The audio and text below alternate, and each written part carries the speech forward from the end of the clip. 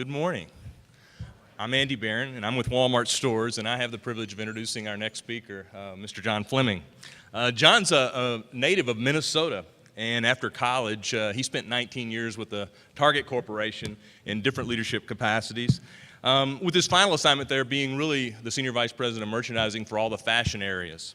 In 2000, John joined the Walmart team, and really as the chief merchant at Walmart.com. And later, two years later, in 2002, was named the president and CEO of Walmart.com. And under his leadership there, our Walmart.com business grew to one of the top 3 retail destinations online. John is also very integral at .com of integrating our stores with the online business, like programs like Site to Store and Online Pharmacy and 1 Hour Photo. In 2005, John joined us in Bentonville as a chief marketing officer, and really started some of our rebranding efforts there that you see in our stores today and what our brand means today. And 2.5 years later, he's assigned to his current role as the Chief Merchant Officer for Walmart Stores US, really leading our 6 strategic business units, our planning division, replenishment division, pricing, and in-store experience. John has really led us through a transformation in the last couple of years in Walmart merchandising. And you're going to hear a little bit about that today with really one key focus point, the customer, how they're changing, where they're going, and he'll explain a lot about that also. But also, John spends an enormous amount of time teaching and developing our organization. He's passionate about bringing in new, diverse talent to the company, as well as developing the current existing merchandising team. We're excited to have John here today. He's on vacation this week with his kids on spring break. And so we're really appreciative of him taking some time and coming to speak to us. I really want everyone here to help me give a warm welcome to John Fleming. John.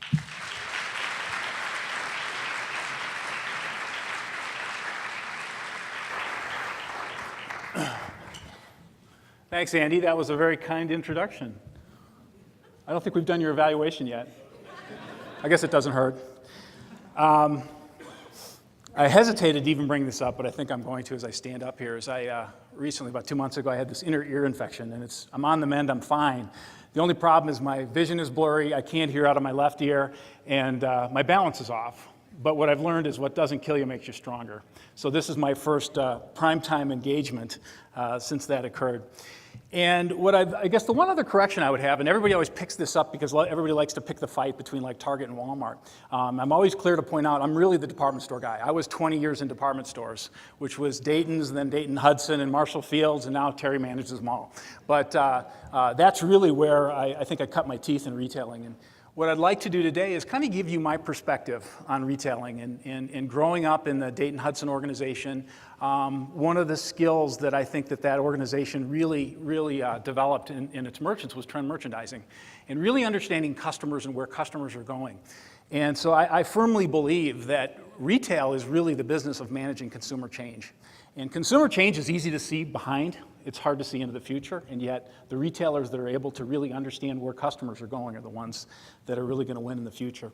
To start out, I'm also, because I've been in retail for 29 years now, 20 years at department stores, 5 years online, which was just an incredible experience to have a chance to be sort of in the front line of what was going on in the internet in early this decade. And then for the last 4 years in Bentonville, really working in the big machine with both in a marketing role and a merchandising role now. So I'd like to start with a little history. And if retail isn't the oldest profession, it's second. And sometimes I talk about where's the first covered mall, and people think about in this country, and actually I know because it was one of my malls. It's Southdale in Edina, Minnesota was the first covered mall in the United States. It was 1958. But there's really the first mall that I've found in my travels is the Grand Bazaar in Istanbul, and it is made up of it's 60 different streets. It's 1,200 shops. It gets over 2 million visitors a week today. And it's over 500 years old. And so every store manager in every one of those shops has tried to have a comp increase for 500 years. Pretty amazing, right? You know, you wonder sometimes, and actually I'm a product of this. I had no idea I was going to get into retail. I got out of college and I needed a job. And I remember my father's here today, and I remember he said to me, so what are you going to do? And I'm thinking, what am I going to do when? Tonight? No, what are you going to do when you finally finish this college thing? And, you know, so I needed to find a job, and I went out and looked at a number of things, and I never even considered retailing. And part of that is because I think the face of retailing is all the shop clerks. And this is actually a picture, they called them back 50 years ago in department stores. It's the shop girl. And retail was filled with young single women that actually, and it was in variety stores. If you see the early pictures of Walmart stores, it was mostly female clerks that were in the stores. And so this is sort of what populated retail for many, many years. In a lot of cases, and this is from a 1939 movie that didn't really portray the shop girl in the greatest light, they weren't seen as great jobs.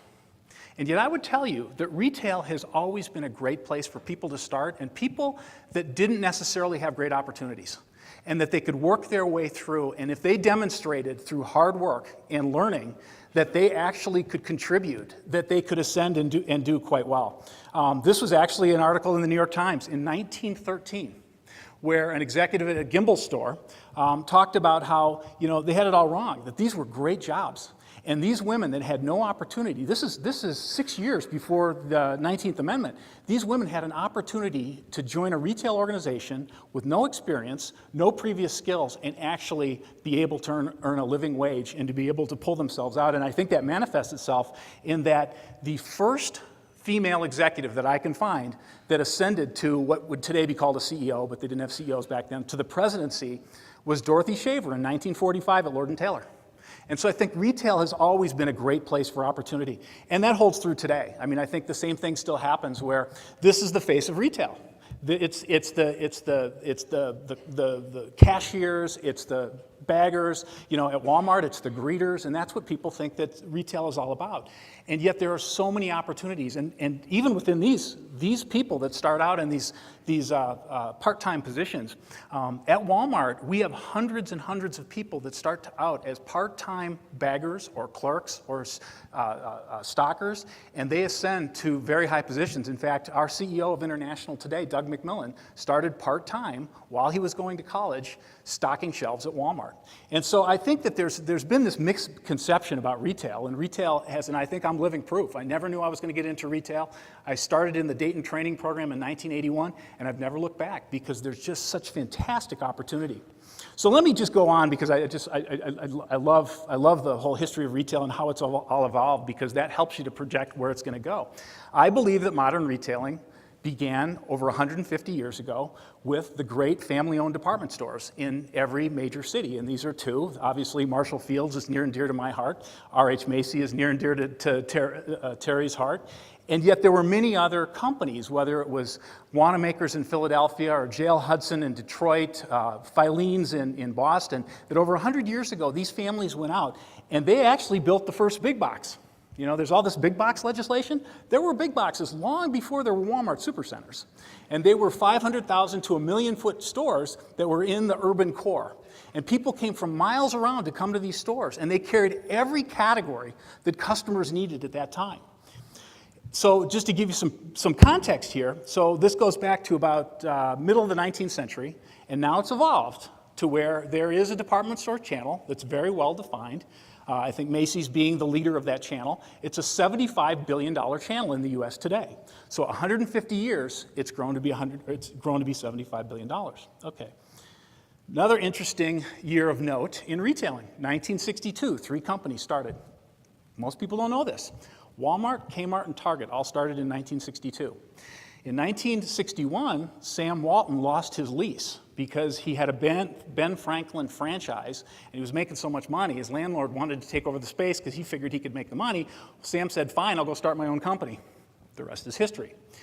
Same year, 1962, S.S. Kresge, who ran variety stores, had all the infrastructure for national distribution. He started a discount company called Kmart. That was actually the market leader, because Kmart, for the first 25 years of discount retailing, was the market leader. And then lastly, the one that I'm most familiar with is Douglas Dayton, who was one of the Dayton brothers who owned the Dayton Company, started Target. And so all 3 of these discounters started in 1962. I think department stores were built on assortment and service. Discount stores took assortment and price. to begin to build that channel. That channel today is $500 billion in less than 50 years. Fast forward. Now we get up into the late 90s. The digital pioneers. The world changes again. You've got eBay and Amazon and what the Google guys are doing. And they started to carve out this new space. And they took assortment, and they took price, and now they added access. In 10 years, $200 billion channel. So it shows how it just keeps compressing. So the challenge is, what's next? Now, it's very hard to see, again, it's easy to see what's behind you. It's hard to see where it goes into the future. And so I'm going to give you a couple of examples that are easy to see because we can look back in time. But it's really about identifying where the customer is going and what's driving the change. I think there are three things that drive change from a retail perspective. First, there's lifestyle. There's how people live their lives and what they value. The second is technology, which is becoming increasingly a big driver of change. And then the third is fashion, that I believe that consumers inherently want new stuff. And fashion is a way that you can freshen up and get their attention. So let me just give you a couple of these are sort of humorous examples of how things have changed. So this was a sporting event in the 40s. So it's mostly white guys with hats, ties, suits. Quite a few of them are smoking. So if you were a retailer then, you'd want to sell hats, suits, and ties, right? Now it's interesting, what happened to the hat business? Does anybody know what killed the hat business? John Kennedy showed up to the inauguration in 1960 and didn't wear a hat. Hat business was dead. That was it was over, right? Those kinds of things drive change. Okay, let's fast forward. This is what a sporting event looks like today. What do you see? The consumers are way more diverse, right? And they also have this affiliation with whatever their local team is, and they want to personalize it. So the retailer today has to understand that the customer is more diverse, and then you got to get the right teams in the right stores that are close to where those teams play. But, you know, that's easy to see. Over a 40-year period, it's easy to see. Here's another one, you know, Leave It to Beaver. This is the thing where this family was a very traditional family, from the way they dressed to the way they lived. And in fact, you know, they're in a formal dining room. The parents are even dressed up on Christmas morning. And I would use my example of this as the house that I grew up in the 60s in Minnesota was a very traditional colonial home. And I think of this where you'd walk into the main floor, and literally 3/4 of the main floor was a living room and dining room that we never spent any time in. And then the balance was this very small kitchen and family room where we spent all our time in. Well, fast forward, what happens? It changes. Finally, they figure out that that's how people live their lives. They don't need all the formal living room and dining room. They live in the kitchen. It's very flexible. It's very casual. Now, I bring these up. These are easy to see over a 40-year period. The real challenge is, how do you see these daily, weekly, monthly, what's changing so you can stay ahead of it? A couple of examples of companies that took advantage of that. Liz Claiborne was one of the first brands. Liz understood that women had different responsibilities and needed to have different clothes to meet all of those needs, and was a very successful brand in the 80s. Nordstrom's went from a small, regional, primarily shoe store and started to expand a national footprint because they understood what customers needed. And they expanded all the categories that these women needed as they got these increasingly broader responsibilities. So it was about shoes and accessories and suits and dresses, and they started to really build a footprint to take advantage of that. So in the 80s, what happens? Goes the other direction, workday casual. We're still living with it today. Aside from a couple guys in the front row, there's no ties. And 20 years ago, this whole place would have been loaded with every guy would have been wearing a tie. And this had enormous implications, especially when I was in department stores, because it's a lot easier to sell a $400 suit than it is a $30 pair of khakis, or to be able to make up the volume. So that was a major, major change in what consumers were doing. So fast forward to the next decade, and this is where I think my own perspective broadens, because at this point, you know, I had gone to the West Coast and was part of the startup Walmart.com. And I think that this is actually very subtle, but the most profound thing that's happening in retail today. The customer is in control. Because of what technology has done with the internet, they are in control. They have access to everything. They have transparency, and the customer will do only what they want to do on their terms. And I think at most retailers, we are just coming to grips with this. Because a lot of things, take music as an example. The music business, from a consumer standpoint, has never been better. There's more music consumed today than ever before. But from a retail perspective, it's hard to monetize. And so you have to understand where the customer is going, and then if it doesn't fit your model, you might have to redefine your model. But the customer is in complete control. One other example I want to give you on this, because I'm so passionate about that. This is really the big change that's occurring, and I'm not sure we're all dealing with it. In 2003, I was on the West Coast. Yahoo was actually probably the leading portal. I think AOL had fallen off the map, and Yahoo had all the content and had all the traffic. And there was this little startup that we knew about, in 2003, which was Google. And many of the guys that I worked with knew people there. And we got into this debate one night. And Google was operating, and they were going to go public, and I think they were going to go out for about $80 or something like that. And I was actually on the contrarian side saying, how could this company be worth so much? Look at Yahoo. They have so much stuff. They've got entertainment and classified ads and, all these different things. You could develop all these lists, and you can't really see it in this slide, but they have a ton of content on their homepage. Well, which company is more valuable? And I would argue, because Google is so clear and focused on what they do, that it's actually a verb. And so instead of trying to be everything to everybody, they're so focused. And think of the value of that real estate on that Google homepage. Don't you think there's been a lot of discussions about if we put an ad there, we could make some money? Right? I mean, that's got to be the most valuable real estate on the planet, online. And yet they've stayed true to what they do and understand that customers use them for search. And customers know them for search. And the experience that the customers get from what they are able to deliver is very consistent. So let me just I'll take a few moments and talk about some of the things that we see at Walmart that are going to impact the business dramatically in the future. And these are things that we're thinking about and things that we're developing strategies against. The boomer means big business. In 6 years, by 2015, people over 50 years old will have more than 50% of the wealth in this country and more than 60% of the discretionary income. That has never happened in the history of this country. So think of the implications. One of the things as I've gone through my health issues now is gotten pretty accustomed to the pharmacy and going and picking things up. Did you know that a 60-year-old on average has 13 prescriptions a year? So that's very different than meeting the needs of a 25-year-old, right? And if you think of the other things where they don't like big stores, I mean, this is something that we have to deal with, is that they're hard to get around, they're hard to navigate, they're hard to find what you're looking for. And so smaller stores, well, the ROI has never been as good on the small stores. But this is where it's going. And the last thing is they're highly mobile. This whole idea that people, summer in Minnesota and winter in Arizona, that's only going to be a bigger deal. So the implications around how do you actually understand where that customer lives, and then as they shop different stores or interact with a brand, that it doesn't matter where you are, that brand knows that customer at any given time and makes it seamless. This one's happening, and I think this is another one where we just have to get our arms around what does it really mean in the future. Digital has gone mass.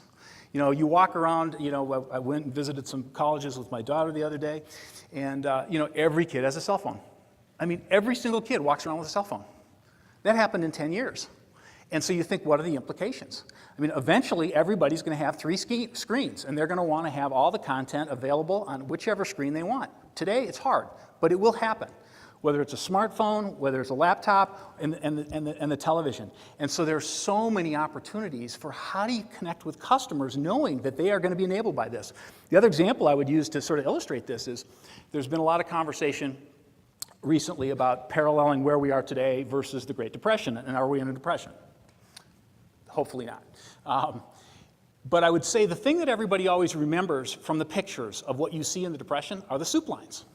So it goes back to like that picture that I had of the 1940 baseball game. It's all white guys, well-dressed, hats, suits, top coats, because the clothes made the man. And even if they didn't have money, they found ways to afford clothes because it was important that that's how they expressed themselves. Today, people that are out of work aren't as well-dressed, but every one of them has a cell phone, a satellite dish, or cable, or internet connection.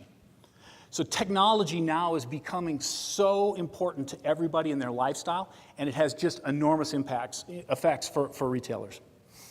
And the last one that I would put out is one that we've really worked on at Walmart, and really through the leadership of Lee Scott, our former CEO, have positioned ourselves in a very good place. That I do believe that sustainability is going to drive business. At first when we started talking about it, we did it more from a reputational standpoint. I mean, truth be told, that's how we started exploring it, is as we worked through some of the reputational issues that we had 4 and 5 years ago, we started to project what's the next big thing going to be. And with our footprint, we thought this would be an issue. But I would tell you, as a retailer, as a business person, sustainability is going to matter. It's going to matter to customers, but it matters to your business model. Because from a product standpoint, if you follow the principles of sustainability and use that as a filter, you get 2 things: lower costs and better quality. I think that usually works. Because as you have transparency to the supply chain and really understanding package requirements and materials, ingredients, raw materials that go into products, you get both. And we've seen this time and time again. It does not cost more. It actually costs less and actually improves the quality of the products that you have. There's another thing that I think is longer term, and I think as powerful, that there has been no retailer that has ever transitioned and led from one generation to the next. If you look at, Sears was the market leader, and then something else came along. Then Kmart was the market leader, and right now, Walmart. We have the biggest footprint, we have the biggest customer base. And so I do believe, done correctly in terms of the product offerings that we have and the way we run our business, and integrating this into everything that we do, gives us an opportunity. Even though I said boomers are the big opportunity, in the next 5 or 6 years, well, there's this other group called the millennials. Maybe they're not going to be a big business opportunity in the next 5 or 10 years, but in 20 years they will be. And this is the one thing that I think can connect with that segment and be part of our brand and allow us to have a relationship and transition from one generation to the next. So now I've kind of given you, all the stuff I love talking about, and now I'm going to give you just kind of a brief overview of how Walmart is managing its business today, sort of incorporating this idea of we're constantly changing, our customers are changing, and how do we keep up with them? When people ask, what's the biggest difference? Because we went from being, criticized heavily 3 years ago to being, in a pretty good position and having some pretty good results. And I would tell you the number one thing is alignment. That we are clearly aligned as an organization on our customers. And we've come up with this very simple framework. Everybody's got to have the chart that you use internally so that everybody's on the same page. And it starts with our proposition. We save people money so they can live better. Save money, live better. And that is how we communicate to our customers, and it's resonating. In fact, a lot of times I've seen research where new taglines can take 5, 6, 7 years to even get to 50% of your customers for them to understand what it is. You can throw out some taglines from companies that have been using them for years and nobody really can assign them to. This has a 90% recognition factor in 2 years, is Walmart Save Money, Live Better. The second part of it is our go-to-market strategy, which internally we call win, play, and show, and I'll discuss that. But that's really the framework by which we prioritize growth. And going back to managing change, it's all about understanding where the growth is and then being able to really be aggressive where growth occurs. And lastly, this is how customers experience our store. What they care about is they just want it to be fast, they want it to be friendly, and they want it to be clean. So let's start with the Save Money, Live Better. Excuse me. This is how we went to market from 1992 to 2006, and it was enormously successful. I mean, if you think of the growth of Walmart from that period of time, it's from about $30 billion to over $300 billion. So, you know what? Wildly successful. But what we could see is that there were a couple of issues over the last few years, and again, it goes back to changes that occur. So what happened when email became ubiquitous? What does it mean when you do capital letters? It means you're shouting, right? Consumers don't like to be shouted at. So this was a great brand ID when we were the challenger brand. And we were taking on, and we were David, and we were fighting for customers for lower prices. But when we became Fortune 1, all of a sudden, it became too strong. And the other part of this is, always low prices, always, it's one-dimensional. It's just about price. So we did research, we worked with a bunch of design firms, and we came up with a new brand identification. And in terms of the actual words, it's softer, it's more approachable, it's more contemporary, it's more feminine. So it appeals to a much broader range of customers. But the bigger issue here is this idea of save money, live better. Because The left side talks about saving money because it's all about price. But the right side is broader because it's about saving money and living better is about quality. And Sam Walton talked a lot about how his vision was to provide the best quality product at the lowest possible price. And I think there was a time where we lost sight of the quality. And so it puts the quality back into Walmart and gives us an opportunity to really focus the organization on quality products, quality associate experience, which delivers a quality customer experience.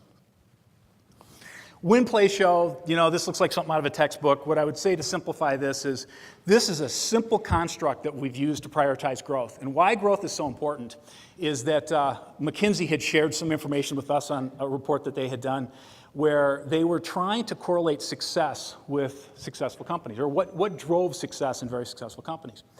And what they found was there were three factors. It was either growth, it was mergers and acquisitions, or it was operational excellence. 44% of companies were successful because they just played where the growth was. 32% were successful because they were superior at mergers and acquisitions, and only 22% were successful because they actually out-executed their competitors. Now, at Walmart, we found that very, very sobering because we've always prided ourselves on execution. But it showed that if we can continue to keep our executional standards but then double down on the growth, and this framework gives us that ability to do that. What we do is, on the right-hand side, everything from a department to a category to a subcategory gets charted for every one of our merchandising areas. And if it's on the right-hand side where there's growth, we invest in presentation, we invest in communication, we invest in assortment. On the left-hand side, it's about productivity. So we actually narrow it down. So as an example, a win category would be flat panel TVs.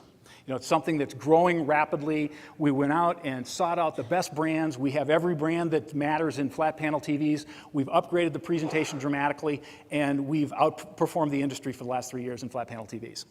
On the lower left-hand side would be something like hardware. It's important to our customer to be able to complete the one-stop shop, but we don't need 43 hammers. We could use 3. And tape measures, we could use 3. Now, by narrowing the SKUs, you actually get better costs, because we're dealing with fewer suppliers, and you're able to present it so it's easier for the customer to find.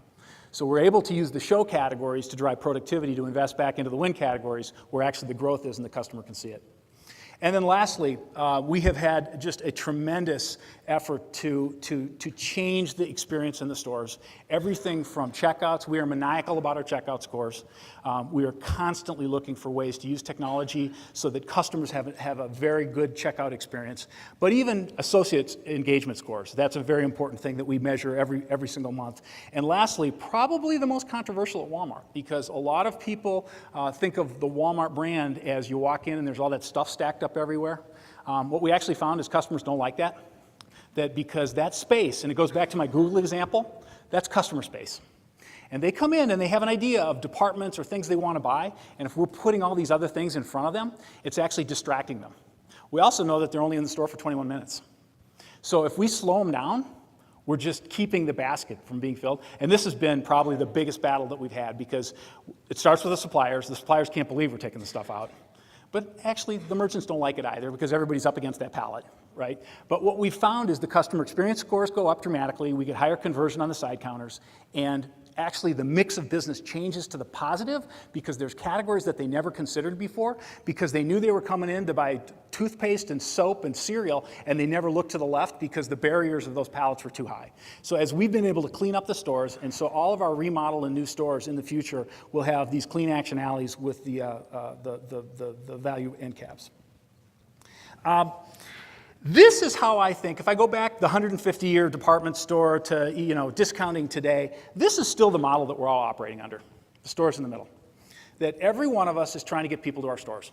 And there are a number of tactics. There's advertising, there's circulars, there's TVs, there's your reputation. I think the internet. I mean, I think every store that has an online component to the stores is trying to use it to drive traffic into the stores. We do this with site to store. And actually, site to store is half the volume of what we have in our whole internet business. So customers love it. But what I would argue, this is the future model. That the customer's in the middle and everything else is just an access point to the brand. And the customer interacts with the brand when, where, and how they want to. and it's on their terms. And this is going to be hard to get over because we were used to putting that big supercenter in the middle. But the supercenter is just one of many, many channels. And really the winner in the future is the one that can develop this relationship with customers and give them the opportunity to interact with their brand. And what has to happen is your brand, your proposition has to be so compelling that the customer then reaches out and has that interaction. And ultimately, this to me, 10 years from now, some shape, way, or form, it all kind of comes together where it's seamless, and the customer just interacts with your brand based on the way they want to interact with the brand. So lastly, in closing, so I come from a hockey family, and actually my father's here, my 2 children. All 3 of them are better hockey players than I ever was. But I grew up, I loved hockey, and my favorite hockey player was Wayne Gretzky, and this is very appropriate. We're in Arizona, he's up in Phoenix. And he is arguably the best hockey player ever.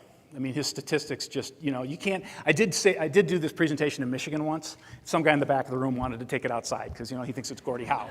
But I said, you can't argue with the statistics. This guy is the greatest hockey player ever. And so somebody asked him once, why is it that you're so good? You're not the biggest, you're not the fastest, and you're not the strongest. He said, I skate to where the puck's going to be. And to me, that's the essence of retailing. Thank you.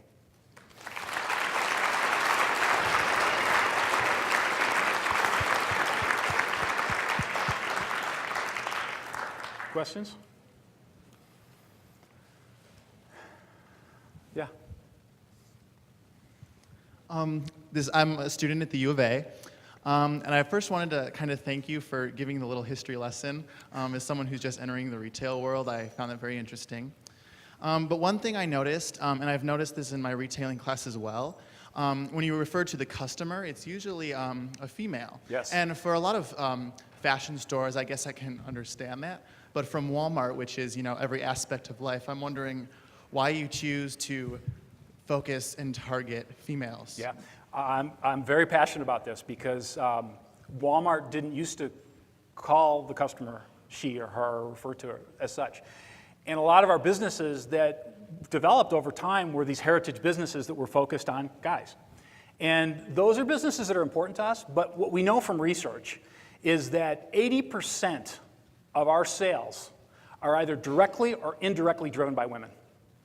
So it makes sense to focus where the 80% is. Now, we have been very respectful of things, and we have some very, very productive businesses that are male-focused. But as an example, I remember, Andy's right here, and when we did his business review last year, I remember a couple of years ago, the guys in automotive where, they wanted this whole marketing campaign, and it needed to be, it couldn't be blue, it's got to be black, and it's got to, have these flags, and it's got to do all these things. So I said to the guy the last time that runs it, I said, so is the percentage of people that shop your department dramatically different than the store in terms of male, female? And he goes, no.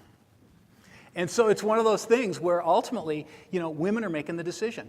And so in the end, I'm a big believer, you got to go where the money is. And I think that's true throughout all of retail, that if you can take care of women and have what they need, and you have to balance it because we have a big, broad portfolio, and automotive is important to us, and there's parts of sporting goods. We still do a hunting and fishing business, which are more male-dominated, but I think we found the right balance, and the structure that I showed gives us a way to sort of protect each business and make sure that we've got the right focus to be successful. What else? Yeah. Ooh.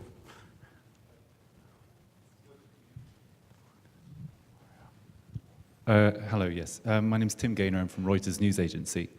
We understand that Walmart's attracting more higher income shoppers into its stores amid the recession. Yeah, I'm having a real hard time hearing you. Walmart is attracting more higher income shoppers amid the recession. Yeah. Could you give us a sense of what products will sell best to this demographic? Which new products is Walmart adding to appeal to these shoppers? Yeah. And also, when the recession ends, how is Walmart going to keep them loyal? What are the plans for retaining them? Yeah, I think going back even 4 years ago when we started on this thing that was perceived in the media as Walmart's going upscale, I don't characterize it that way. I would say if you go back 4 years ago, we have lots of customers in our store. We have 140 million customers a week. And yet they shop certain categories. And so it was really about take the customers that are already in the store and develop a path to credibility for other categories for them to consider it, right? And so it really has to do with product offering, presentation, pricing. How do you do that? I think we've made a lot of improvements in things like home and apparel and entertainment and some of the seasonal departments that we carry. And so now we're getting them in the store. And you're right, I think now we have a tailwind. There was a time we had a headwind because there was a time that we weren't perceived as having cool product. And when people had access to easy credit, they were going other places. Now they actually want to consolidate trips. So that when they're in our store, they'll give us a chance and they'll look, and as we improve product and presentation and pricing and quality of the products, they'll consider us. So the second part of your question is what happens when it gets better? We believe that if we can continue to improve, we'll keep them, because I still believe time is a currency, and if they can get everything they need at Walmart, why would they go anyplace else?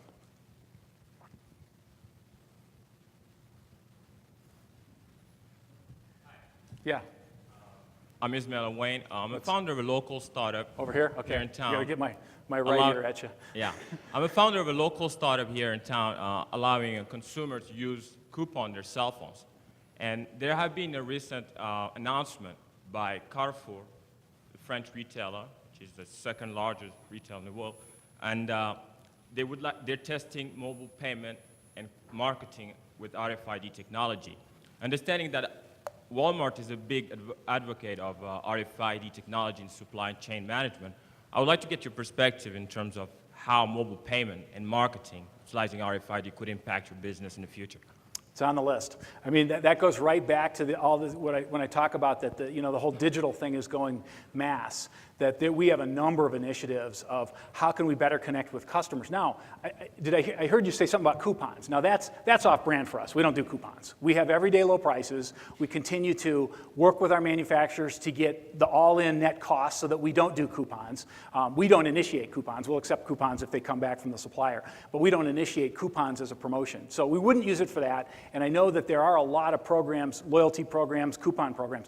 But I think as a broader platform, to make it easier for customers to shop our stores and make it easier for them to find the products they're looking for, that we will invest heavily in IT to be able to enable customers to do that over the next few years. Yeah, go ahead.